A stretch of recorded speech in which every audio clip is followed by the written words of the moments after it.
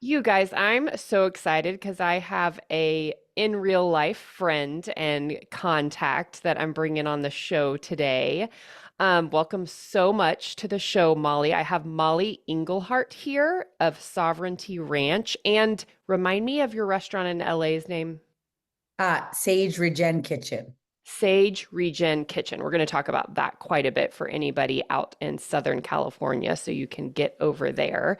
Um, Tell us, I've heard your story and it's just fascinating and I love coming out to the ranch for anybody who is interested. I'm going to put all of the information for Sovereignty Ranch and your LA kitchen in the show notes. But if you fly into either Austin or San Antonio for anything, or if you're in that area, Bandera, where Sovereignty Ranch is located, is really just a short drive from San Antonio and from the area that I live. It takes about 45 minutes to get there from my house. We go there a lot of Saturdays. We've been there a lot of Saturdays this summer.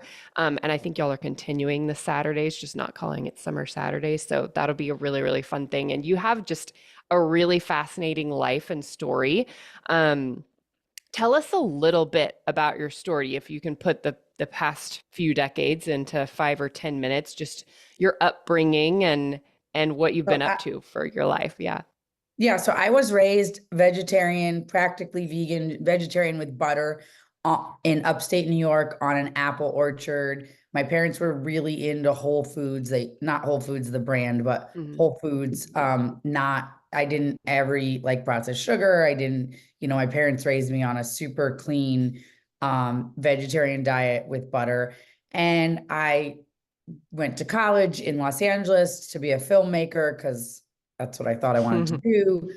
One thing led to another, and I went into the music industry. And from the music industry, I ended up growing marijuana. And then from growing marijuana, I ended up doing poetry, and I did um, HBO Deaf Poetry and toured around and professionally did poetry, spoken word. And then I went into doing vegan ice cream. And then I realized that was too small of a niche. Mhm. And so I expanded into a vegan restaurant. And it was a ton of work and I loved it. And I was super successful at it. Like just, blew up. Stores doing year over year growth in one of the hardest economies in the world. I mean, in the United States, and just year over year growth up to $7 million per restaurant, up to 4 restaurants, just crushing it.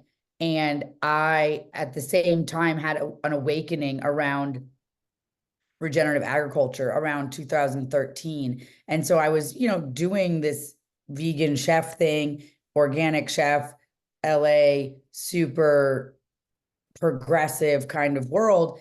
And I just started to learn about regenerative agriculture through this TED talk with Graham Sate. And then my brother founded an organization called Kiss the Ground, which there's a movie on Netflix right now Mhm. called, it's actually leaving Netflix. So if you want to watch it for free, it's going to be going to another streaming service and it will cost money. So it's been on Netflix for a couple of years, Kiss the Ground. But so through him being really into soil advocacy, I decided that my restaurants were causing so much food waste, which is the number one cause of methane, not cow farts. Mhm. Mhm. I was going to start my own farm. So I started a farm in California to sequester carbon. And I believed that I could have this vegan farm and we would rescue animals and they would never die except for of old age. And it would be this like beautiful utopian like example of how we could have regenerative agriculture without any death. Mhm. And I was just naive and had been living off. I grew up on a farm, but I had been living in the city for too long and in the mindset of that's disconnected from nature that can believe things that are untrue. And I always say the more close you are to nature, the harder it is to believe a lie because nature never lies to us. Mhm. And so quite quickly, I realized like, if my breast milk is perfect for my baby that I'm breastfeeding, then cow's milk does not cause cancer. And then, I started to realize that I'm buying fertilizer because we're still regenerating the soil. It's not all the way there. And all organic fertilizer is blood meal and bone meal and feather meal and Mhm. shit and piss out of the consolidated feedlot systems. And so I started to realize, wow, there is no vegan food. Like this is just an idea that sounds good on paper, but you can't take death out of life. You cannot separate the two. In order to be alive, we must be on the backs of death. And through that realization, I thought, oh, I want to do a regenerative restaurant and I want to support these farmers that are doing these practices. But I was 2019 in a big contract to sell my restaurants for, 25 to 31 million dollars, and really thought like I was going to semi retire and be a whole at home full-time mom. I was really excited about that. I have a lot of little kids. I waited a long time to have children. I lost the woman.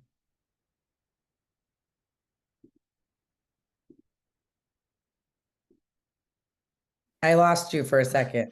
Our spectrum went out, so I had to go connect to my phone hotspot. I don't know if it's the storms or whatever. Okay, I lost you at the consolidated feedlot system, like all of the stuff that goes into that Yeah, and into perfect. the fertilizer. Okay.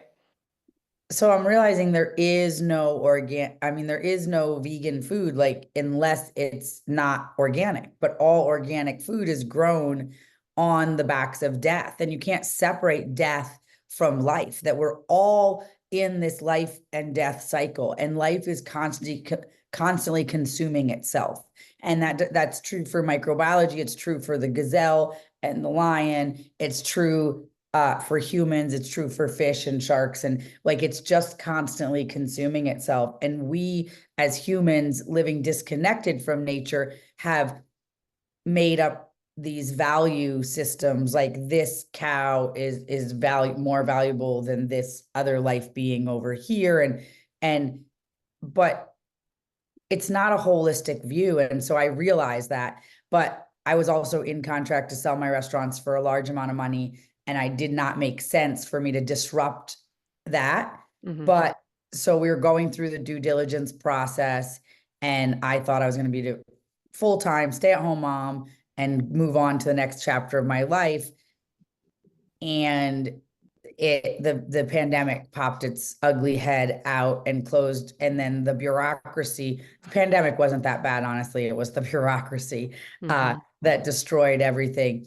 And so, the venture capital went away and everything fell apart, and we were closed for indoor dining for almost 2 years in Los Angeles. So when we came out of the other side of the pandemic, I had lost a couple of stores. I had tried to pivot it a bunch, tried to do cloud kitchens, tried to do, little markets in the restaurant. I tried to do a lot of different stuff, but it didn't seem like the right time to add regenerative meat and dairy to the menu because everything was to go. And, it's hard to do like medium rare, like all that on to go food because sweating in a box.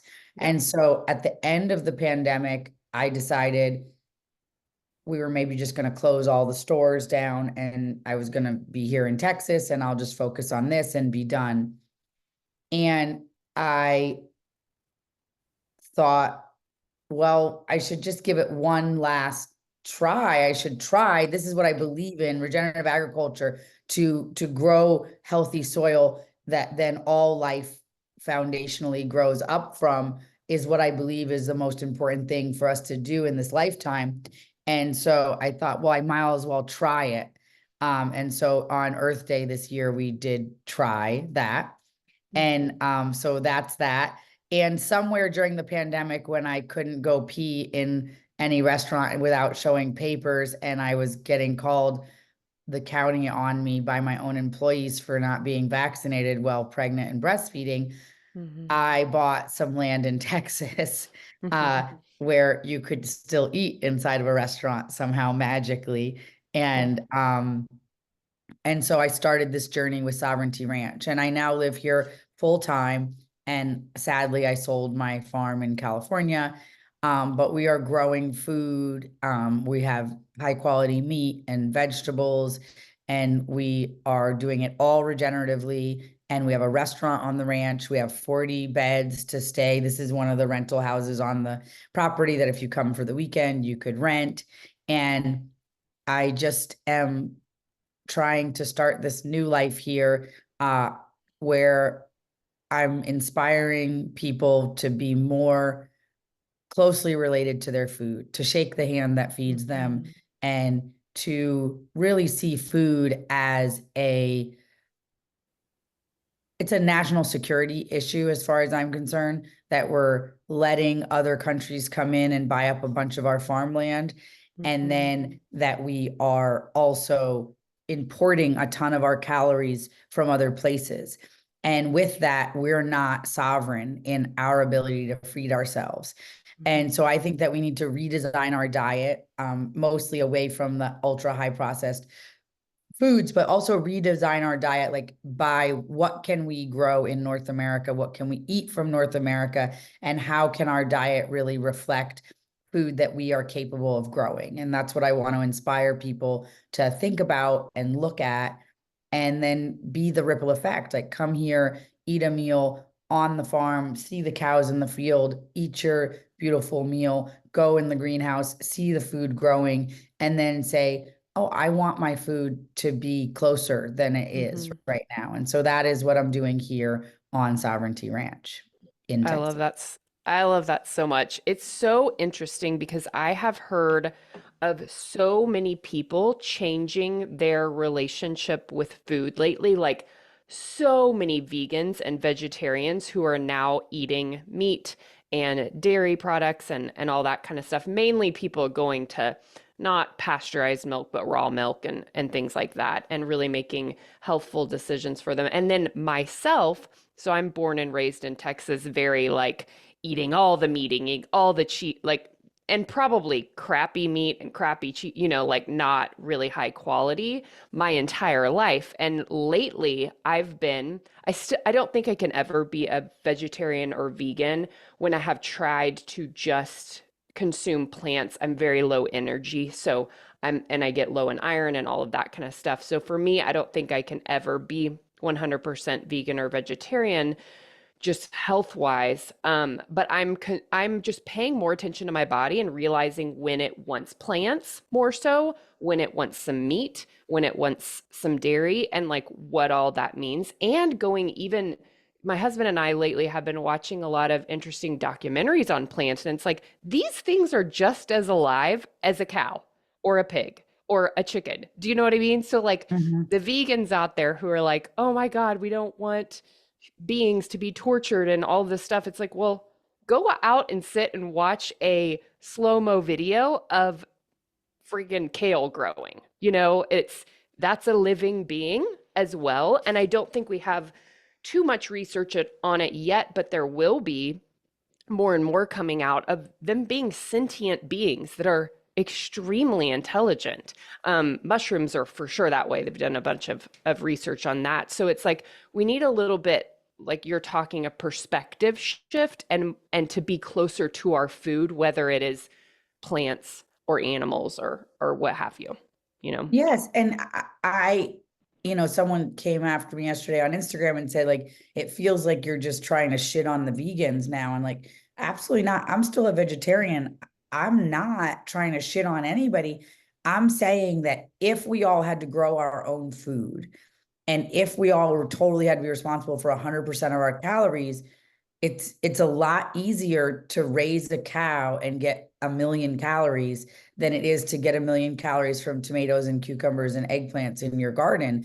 It's Hmm. a lot easier to get your chicken to lay some eggs than to have all the equipment for combine harvesting wheat Mm. and and rice. And sure, starch, potatoes are one way, and corn is one way that you could grow your calories. And for sure, you could. I'm just saying that once you're connected to what it takes to grow your food, you're going to realize the value of a chicken egg. You're going to Hmm. realize the value of raw milk Yeah. and how much good source of nutrients it is, and how much easier it is to get those calories every day Hmm. than, growing other things to get your calories.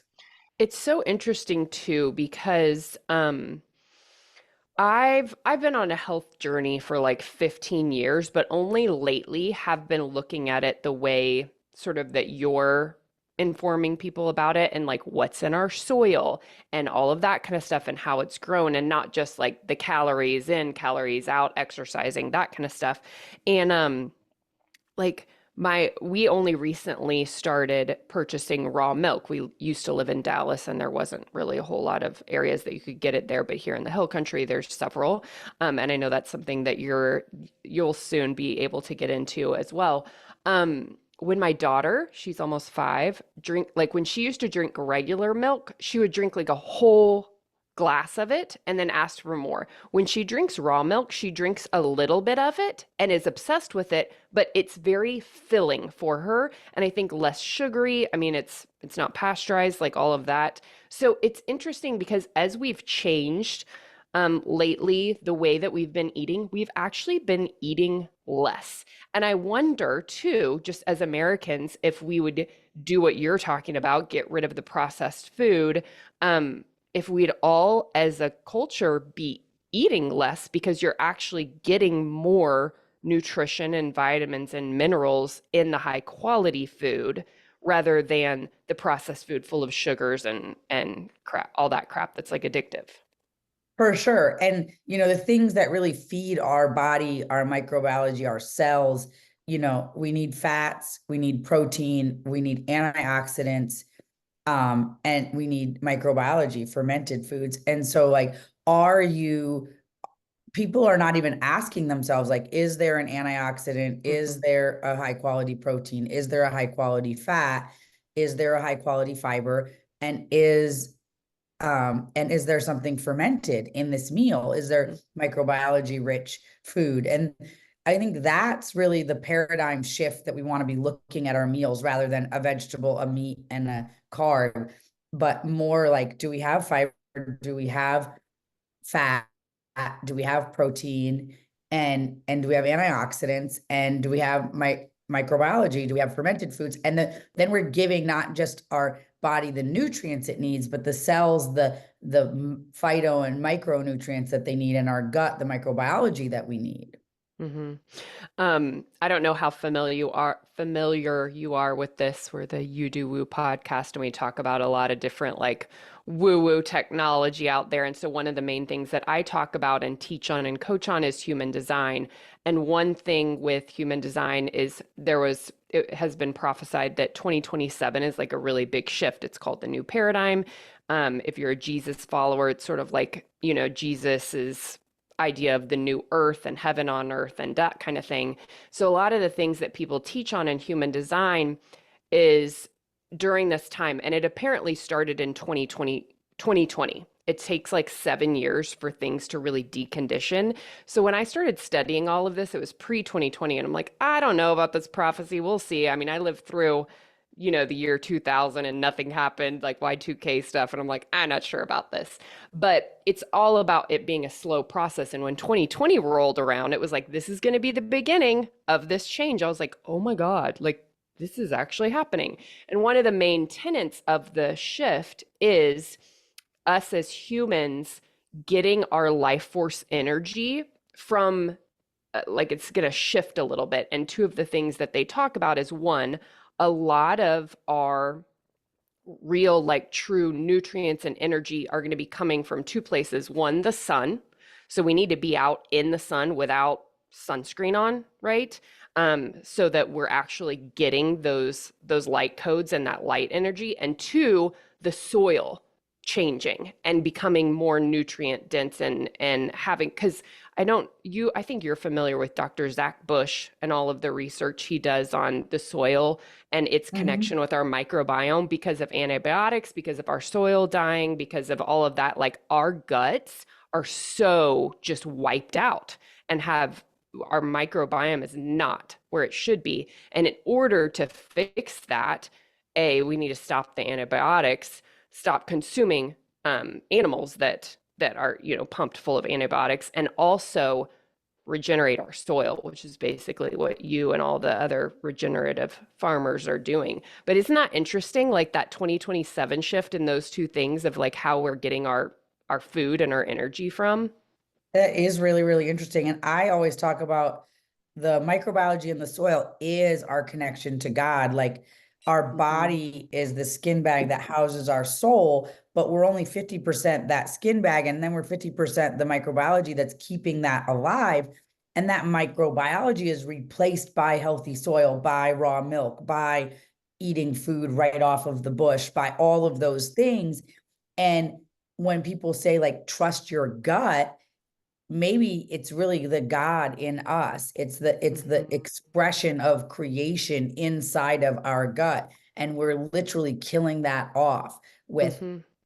C-sections, formula, sanitizing everything, sterilizing our food, all of these things that we're doing, we're completely disconnecting ourselves from what some people call the second brain, or your guttural instinct, whatever you want to call it. But that thing that tells you what right and wrong is, then all of that, we're disconnecting from that. And so again, we're more easily lied to when we do not have this healthy microbiology, and it's starting from scratch. Like, you can look at that, the pharmaceutical companies and the formula companies are literally making the rules for the pediatric association, and they're the major funders of the pediatric association. Well, formula should be an only in case of emergencies type of situation, is the truth.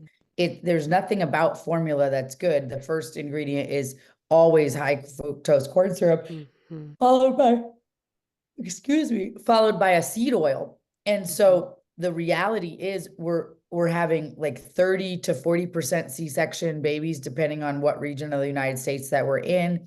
And then so they're coming out right into the emergency, I mean, into the operating room. So the very first microbiology that should be the mother's vagina and then over the butthole. And so you're getting Hmm. all of that should be going into eyes, nose, ears, and mouth. And that should be the very first microbiology inoculating the child. But instead they're coming out and they're getting the air in an operating room, which is only the gnarliest kind of microbiology that can survive all the bleach and the sanitizers and everything like that.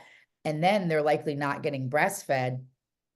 And breast milk has this amazing ability to set up shop for the future microbiology that is going to then come in and be in there. And if you notice, babies put everything in their mouths and they're Hmm. not getting food poisoning every single week and every Hmm. single day. Like, we might get food poisoning if we were just like picking up everything off the ground and sticking our hand in our diaper and then on our face. Like, we might get Hmm. sick, but they don't, because the breast milk is like really setting up the foundation for all the home base for all the other microbiology to set up on top of that foundation.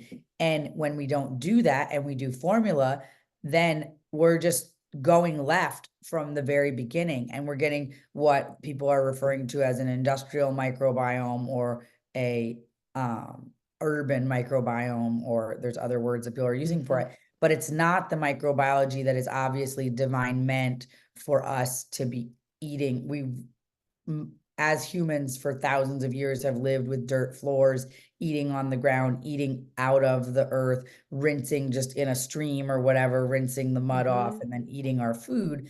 We're now HPP, high pressure sterilizing, hot water sterilizing, and these are the better versions, or chemical sterilizing Hmm. all the microbiology on the food that we're eating. Yeah. It's nuts. And you're totally right because so I grew up, my grandfather was a doctor and was our basically doctor growing up. So anytime, and my mother knows way better now, but growing up, anytime we had anything, it was like, oh, antibiotics, antibiotics, antibiotics. So from the time I was young, it was just like I don't even know how many doses of antibiotics. I had a ton. And I now haven't taken any for about 12 or 13 years. And I feel like in this last decade is when my gut instinct actually had a chance to turn on. Yeah, And like I that's the talk only thing about that that all the changed. time. And that we don't, part of why the government is so widely overreaching and in all of our business is because we don't trust each other, we don't trust our own gut, and so we Mhm. can't make decisions. We're like, well, let's make let them tell us, how much should I get paid, they should tell us Yeah. how much should I pay for this thing? Let them tell us. And that we can't have any agreements as adults because we don't trust our own self. Mhm. We don't trust God and we don't trust each other. Mhm. And so, healing our gut microbiology and then trusting, radical trust are the two things that I think we need to heal society. And those things sound silly, or people say, oh, you think with healthy soil, you're going to change gun violence in schools? And I'm like, yes, I Yeah. actually think that the mental health of a human is very closely related to their gut health. So I think it goes into every facet of life. I was just having a discussion this morning with someone about how many people are on Our eyes. SSRIs, Yep. and I had said that it was 30%, and I would she think counted more. out, and she said that she doesn't think it's 30% of adults, and so she came back after doing some research, and she said it was 1 in 5. Whatever it is, it's a really high amount. And Mhm. this person thought it was 5%. She was like, there's no way. She's a therapist. She's like, they help people in very extreme situations. I was like, it's like 1 in 3 women are taking them. It's Mhm. not very extreme circumstances. It's like all the time. Mhm. But we have been so disconnected from our own selves that we then want to disconnect. Our gut is disconnected. So then we want to disconnect our brain because our brain is not grounded. And so Mhm. I just think that the connection to the gut and the mind gut brain gut connection is huge. And I don't think that people realize, and I grew up on a farm. I grew up, peeing on the side of the road and not Mhm. washing my hands every second. My mother never had baby wipes anywhere that I can Mhm. remember, never sanitizer, never, so I grew up with a pretty healthy microbiology. And, but you know what? I messed up my gut and I never take antibiotics, but every pregnancy I've had super bad um, heartburn Mhm. towards the end of the pregnancy. And then I start with using like vinegar and baking soda and whatever. And then by the end, I'm just like popping Tums like Mhm. crazy. And I always mess up my gut with so much Tums. It takes me like a while. And I feel like I'm foggy, and I feel like with 4 babies back to back to back, I haven't, like, the rest of my body's like a normal size, but I feel like I still have a fat stomach. And I Mhm. think that it's like I haven't gotten my gut microbiome back. And I've tried a bunch of different, things, and I'm in the soil and I only eat whole foods and whatever. But I notice that that part of my body is, I just like have this like incompletion after 4 babies. But I do think it's that eating the Tubs and the Rolaids towards the end of my pregnancy, like Yeah. nonstop, because I get really bad heartburn. But I just found out about juniper berry is supposed to be amazing for Oh, heartburn. And I made a tincture of it, but I never get heartburn unless I'm very pregnant. Yeah, yeah. And so I'm like, well, I don't know. I have to get pregnant again to find out if I can use this. This would work instead. But yeah, I definitely haven't done antibiotics much in my lifetime, but and I always wait. Like one time I had staph infection and I had to end up getting like a little surgery because I was trying to just eat garlic and do Yeah. whatever. So I'm one of those people that's like, I've learned my lesson that if you need to take antibiotics, like if there's like a life-threatening Life and situation, death. Yeah. then do it. Mhm. But if it's just like, oh, we removed your wisdom teeth and it might get infected, so do this course of antibiotics preventatively, like, no, you can feel if your jaw starts to get inflamed, and Mhm. then you can take the antibiotics, but we don't need to just take the antibiotics on the stop. And this other thing is like, you can't just eat yogurt and reverse. No. You cannot just eat yogurt and reverse like what the broad spectrum microbiotics, I mean, the broad spectrum antibiotics have killed.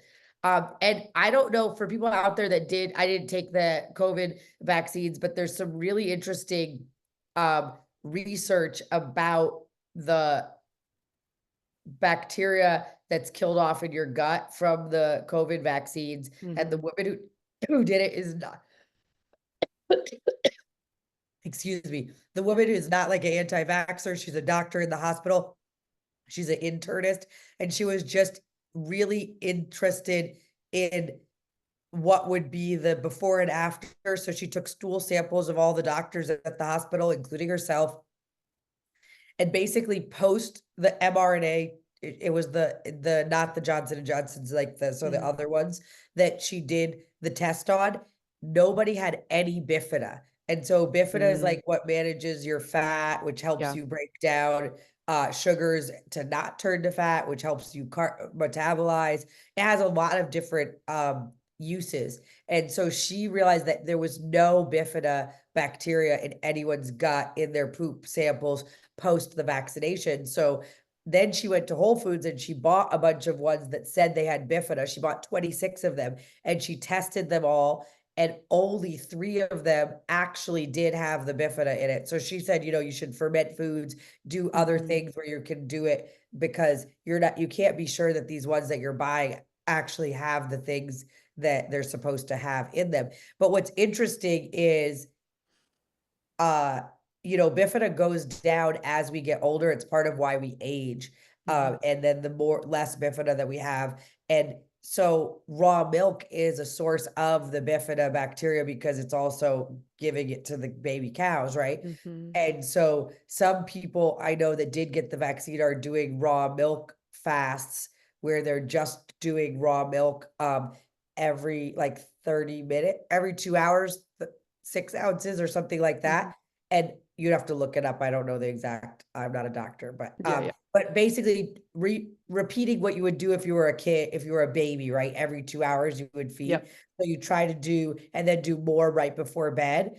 And basically to try to rebuild the bifidobacteria that has been killed off post vaccination. And so this is an interesting thing. And if you did get one of those vaccines, I highly recommend you raw milk or fermented vegetables or buying one and make sure it really does have it in it. But that is something that you're going to want to restore because the less bifidobacteria, you age more rapidly. And they Mhm. it also has you have collagen, like the collagen production and all these other things. Yeah. So by killing off everybody's bifidobacteria is compromising your immune system and making you age more quickly. So we do want to restore that to those of us that did get, I didn't get it, but those people that did get, Yeah. we do want to be mindful. And it's an interesting study that this woman did. And she talked in front of Congress and she put out a paper about it. And I'm sure if you go to like DuckDuckGo or one of the other ones, not Mhm. Google, you could find it Mhm. and read about it. So But cool.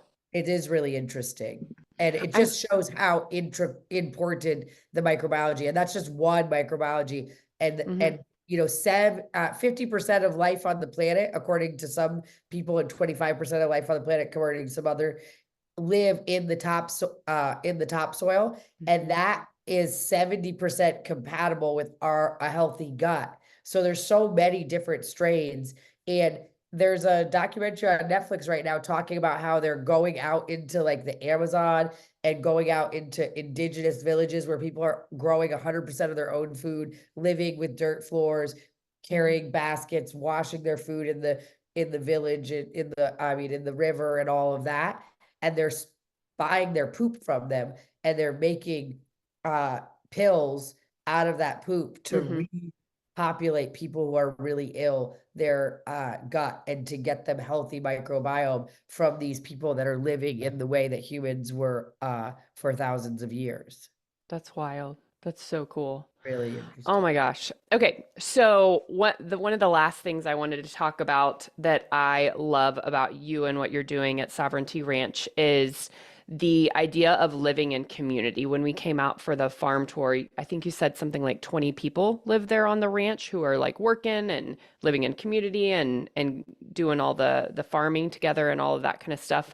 One of the things that I think will be the most important shift in this 2027 timeline is community living, being more self-sufficient, growing our own food, um, a lot of bartering and trading and things like that, which you see already starting sort of, which is pretty cool. How many y'all have about 20 people living on the ranch? How has that been and what is your vision for the future or other people sort of wanting to take what you're doing and do it for themselves? So when COVID happened and I had worked for 13 years to build and grow this business really big, and it was ready to franchise across the whole, and I'm going to get my big payday. And just one stroke of a pen of some bureaucrat could take that all away from me. I wanted to create a different kind of business here in Texas. And so what I'm trying to create here is a business for now and a prep for later. Mm-hmm. And so I do think that there is a need for the housing and all of this stuff for later. And right now we have 40 beds on the ranch outside of who lives here. I'm saying Mm-hmm. rentable beds. Mm-hmm. But if this shit hits the fan, Mm-hmm. those 40 beds become an asset. And Mm-hmm. because people are going to need food and they need this and need that. And if the money system is not working, I'm going to need support Mm-hmm. to do all the work that we're doing. Right. And so I would say that human beings are the greatest and hardest part of life.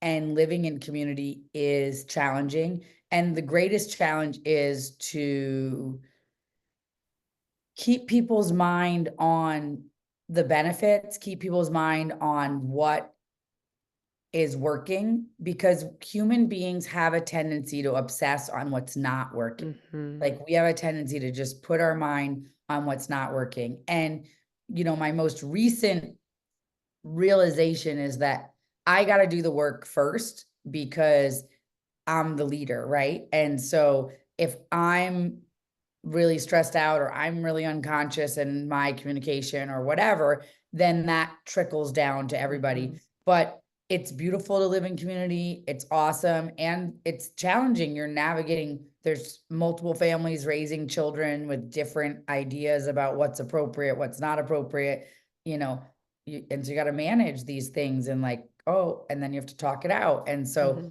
Mm-hmm.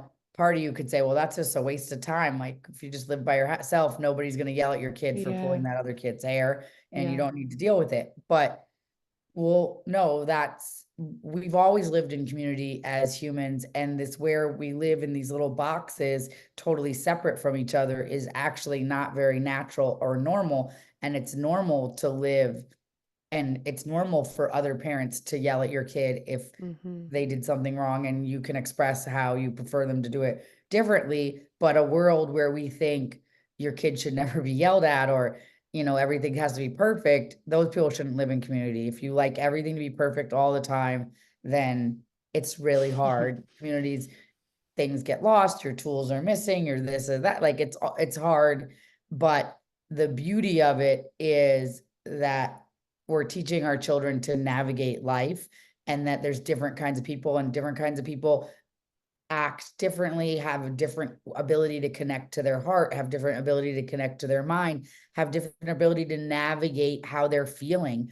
And we get to have those conversations with our kids, like so and so probably stopped maturing when they were this age. And so when he gets angry, it's almost the same as your 5-year-old brother getting angry. He doesn't have any power and freedom from that. And that's why it's really important for you to work on having power and freedom from your feelings. So you're not a 60-year-old person Yeah. screaming about something that you can't do anything about. And, we're able to have those conversations and have our kids navigate different kinds of people, rather than like, oh, I feel like that person made my child uncomfortable because they yelled or whatever. Yeah.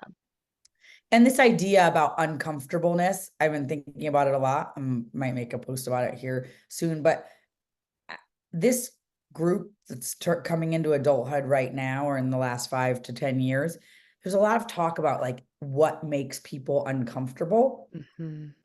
Discomfort is what has us either grow internally, move in a different direction, or lean into the discomfort because whatever we want is on the other side of it. Mm-hmm. But if we don't experience discomfort, we will not change, grow, develop, move forward. And so this idea of like, this customer made me uncomfortable because Mm-hmm. like I'm going to tell you a true story. Like as an owner in a restaurant, we had customers made me uncomfortable because they were looking at my boobs or whatever. But the newest thing, it'll be like a a server will mess up. They put in the wrong food and the customer's upset. And then the server doesn't want to go back to the table because they feel uncomfortable. Oh And I'm God. like, well, but you ordered him the wrong food, or you brought this food to the wrong table. Yeah. So he's upset. So all there is to do is take responsibility, say you made a mistake, offer to get him a free dessert or comp his meal, and go on with the no, I'm not comfortable going back to the table. I don't like how he spoke to me. Oh my Lord. So this is how we are. Yeah. But that was never, I'm had restaurants for now 14 years. I'm telling you, 10 years ago, 6 years ago, that was not a thing. Yes, there was the leering guy. Yes, there was the guy's too drunk. For sure. Those things happen. But you're uncomfortable because you made a mistake and you don't want to face your mistake. Like, we've come to a place where we don't know how to navigate each other. And so what Hmm. I believe I'm providing in community for this community and for my family is that we're learning how to navigate humanity. Hmm. And the greatest and hardest part of life is us humans. And Hmm. so I it's not a utopian like version of whatever people might say, and it takes a lot of work. But everything worth having takes a lot of work. Hmm. And every time we resistantly circle up to have a circle up, people are brought to tears every time. And so it is a moving experience for everybody that's here, even if we resist the work that's necessary to keep it all intact, if that makes sense. That totally makes sense. And I feel like this could be, I'm gonna start wrapping it up because we're getting to time because this could probably be a Sorry. 3 hour. No, you're perfect. This could be a 3 hour podcast episode with all the subjects we're getting on. But it's so interesting because I was born in the early 80s, but Mhm. I think back to like the 60s and whatever, and the hippie movement and the liberal movement. And then it's like we had this other big movement of like the woke liberal movement, and it's almost like it just flip-flopped. And not to get on all political or whatever, but it's like, whoa, what, like the hippie commune movement, that's it's like the liberals are not attached to any of those things anymore, and it's done a 180, and it sort of is weird and doesn't make sense, and I don't get it. But I think that the whole like woke liberal movement is what has gotten us here, to people who can't do confrontation, can't like listen to each other, can't work things out, don't want to, ruffle people's feathers. It's weird. Weird. It is. And I'm always apprehensive. If I hire someone or whatever, I will sometimes ask, do you have a family member you don't speak to anymore in my interviews? Hmm. Because I think, with the exception of obviously like someone killed somebody or did Yeah. something really crazy, but like, if you can't like make it work with people that you were raised with, Hmm. then you have very little chance that there's like this foundational bond and all that. You have very little chance making it work with other people. That's like Hmm. like Yeah. you have to, and that is not, somebody out there will be offended, but the truth is we've all disappointed each other. We've all made mistakes. And to be able to give grace to that and still hold love for those around us is the fundamental tool to all of life. And Yeah. so I think apologize, make requests, and recommit or commit to something different is just those tools. Just got to keep Hmm. working those tools. And Yeah. that's true for marriage, that's true for community, that's true for anything. Yeah, totally. The last thing I wanted to plug really quick, because this is going to be coming out in early September. I know y'all are having a retreat coming up, the Divine and Dangerous Retreat. Do you still have spots Yeah, open we for do still that? have spots. So Okay. Divine and Dangerous is going to be in September 19, that weekend, 19, 20, 21. And then October 4th through the 10th, we're doing a homesteading course. If you're Oh, cool. interested in learning, you're living in the city and you're dreaming of milking a cow Hmm. and collecting eggs and growing vegetables and taking care of livestock, we're doing a homesteading course. So Divine and Dangerous is really like the combination of like women, we are beautiful and divine and bring life into this world, but we also can be dangerous when we need to be. So it's gun training. So we're going to have yoga and breath work and makeup and facials, but then we're also going to have gun training and leather working and fire starting and bow and arrow and archery and all these different things, so, and self-defense. And so it's really the divinity and the balance of what it is to be a woman. And then the homesteading course, and then in the end of October, from the 14th all the way to the end of the month, we're gonna have a pumpkin patch every day, so you can come Oh, out, have organic food at the restaurant, feed your kid a treat that you can feel good about everything that's in it. Pumpkin patch, hay rides, barrel rides, bouncy castle, all of so that fun. will be happening. And then in November, we're doing a regenerative conference called Regen World Cool. on the 13th of November for 4 days as well. So many different things coming up that we would love people to come out for.